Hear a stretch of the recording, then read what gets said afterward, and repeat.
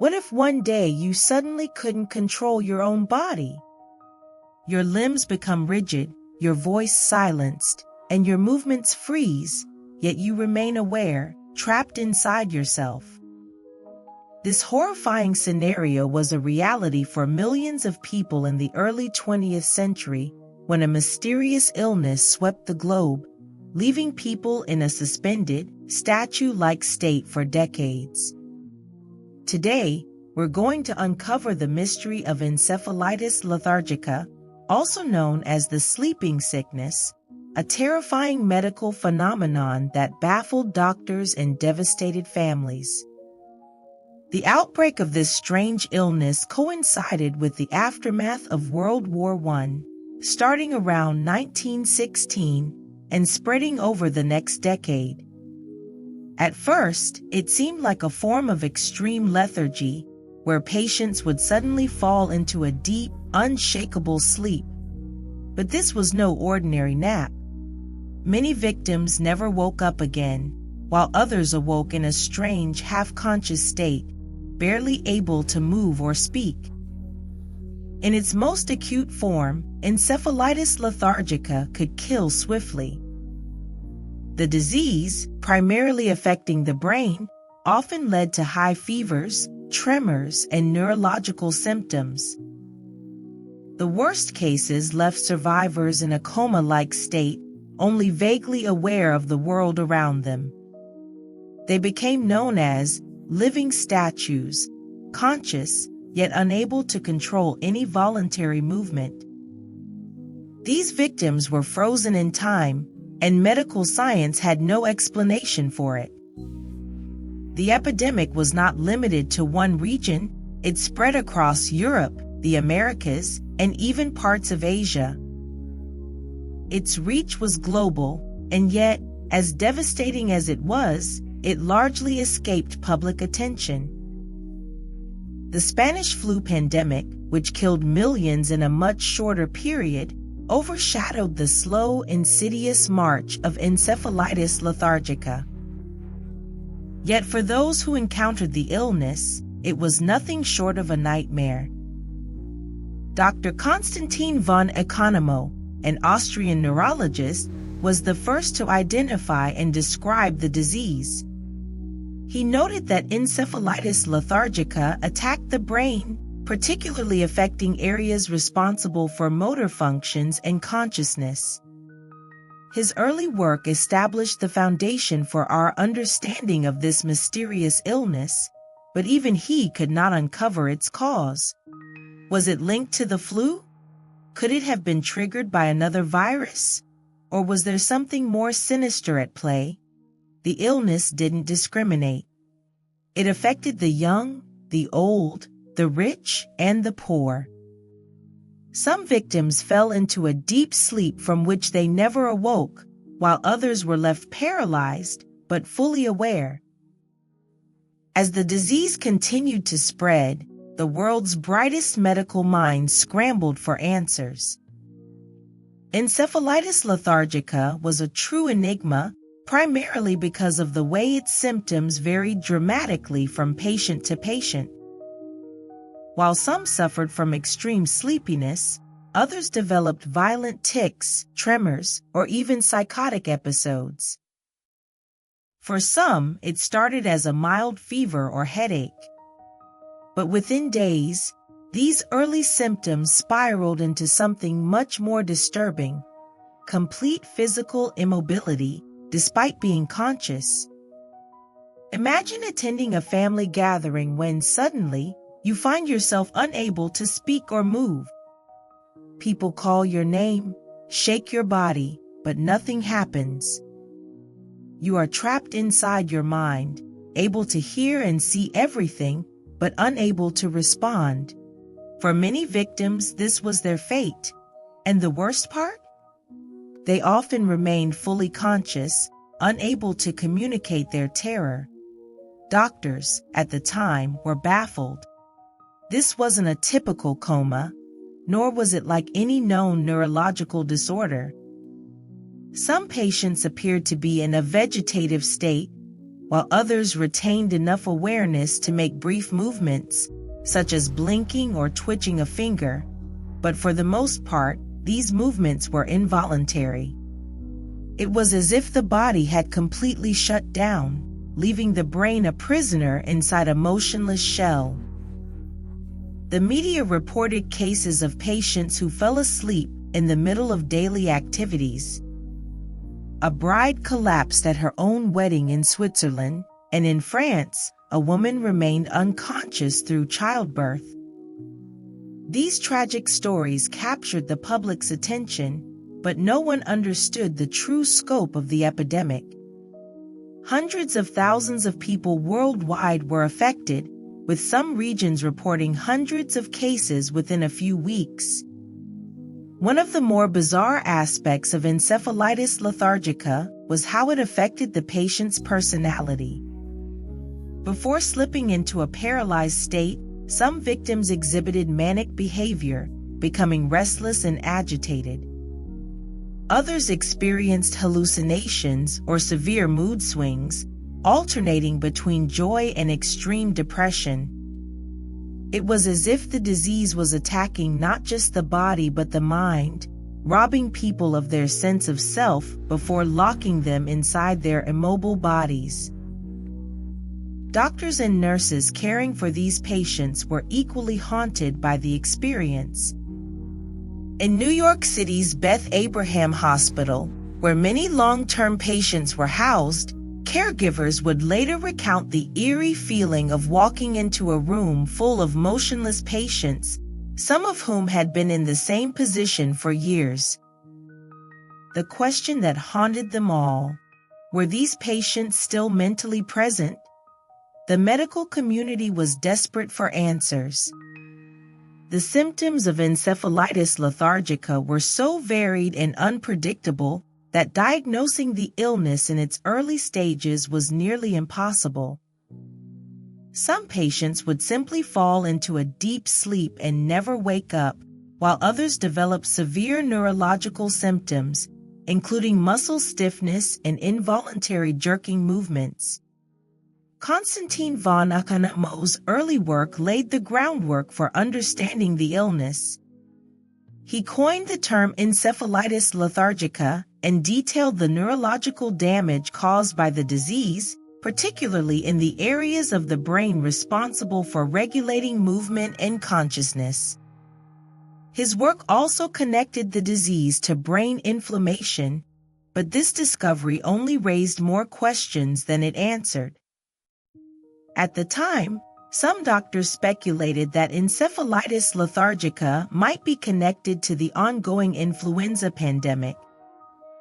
There was evidence that some patients developed the illness shortly after recovering from the flu, leading many to believe the two were related. However, no conclusive link was ever found.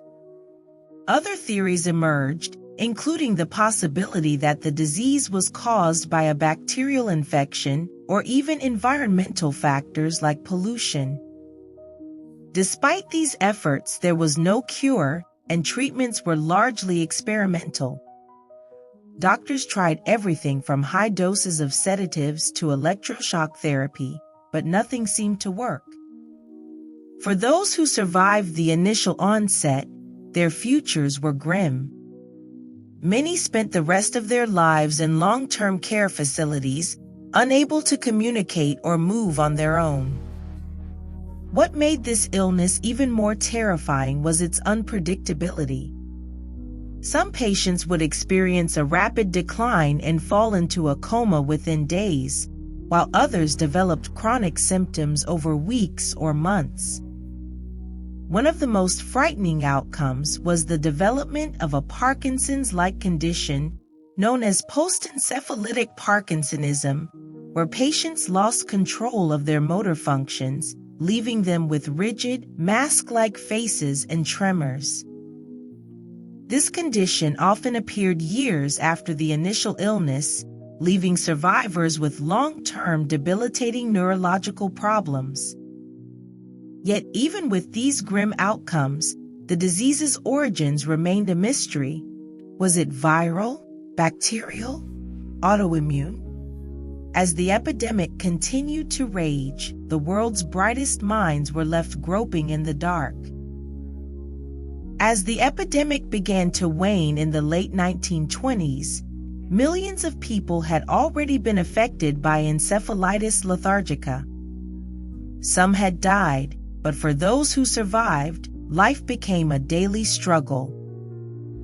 Many remained trapped in catatonic states, their bodies frozen in time, while their minds were potentially still active. It was during this time that the term living statues became widely used to describe the victims. For their families, watching a loved one become frozen in time was almost unbearable. Imagine seeing your child, spouse, or sibling awake, yet unable to talk or move. Their eyes would remain open, but with no recognition or response. They were physically present, but mentally and emotionally, they seemed to be elsewhere. It was like living with a ghost. Despite the lack of medical advances, many caregivers and family members held out hope that their loved ones might one day recover. However, years passed with little to no improvement. Many of these patients were sent to long-term care facilities where they remained for the rest of their lives, often forgotten by society. Their bodies required constant care, feeding, turning, and hygiene, but there was no interaction, no conversation, and no progress. Doctors and nurses caring for these patients often remarked on the strange sense of presence in the rooms where they lay. Unlike typical comatose patients, the victims of encephalitis lethargica had moments of awareness. Some could blink in response to questions, and others appeared to follow the movements of people around them with their eyes. But beyond these small signs, they remained completely immobile. It was as though they were conscious but trapped inside a body that had completely betrayed them.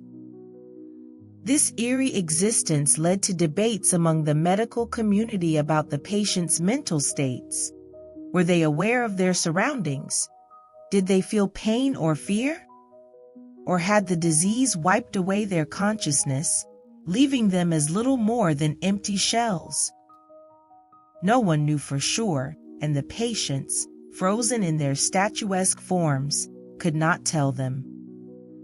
By the 1940s and 1950s, encephalitis lethargica had largely faded from public memory. The patients who remained were tucked away in hospitals and care homes, and the medical world had moved on to other pressing issues. But for the survivors, life remained a constant limbo, a state of half-life that would continue until their eventual deaths.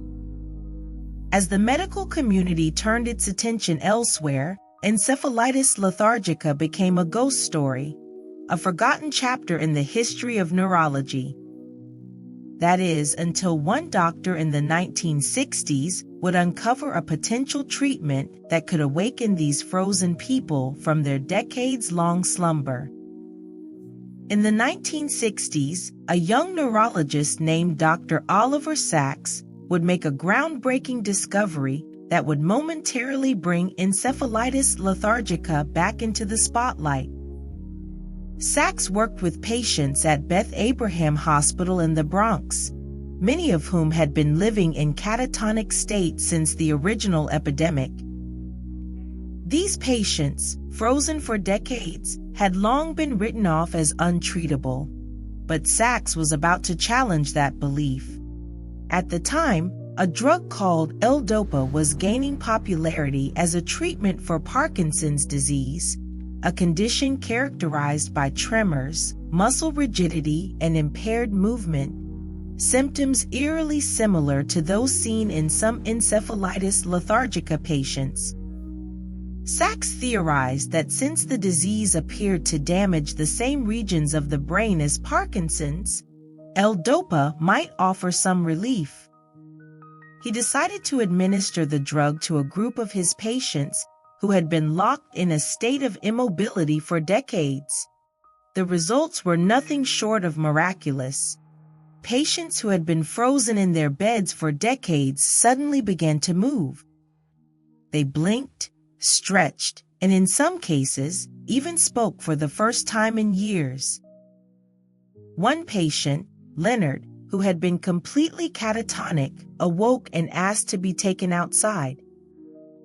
Another patient, Rose, who had not spoken in over 40 years, began to hum a tune she remembered from her youth.